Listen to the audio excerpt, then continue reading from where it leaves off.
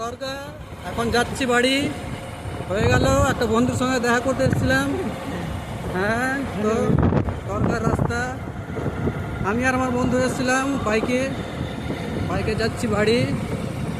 খুব গরম, দরগাতে থাকা যায় না, একটু বাতাসও বয় না, একটু বাতাস বয় তো ভালো লাগে। এই তো দরগার রাস্তা, আমরা চললাম বাড়ি।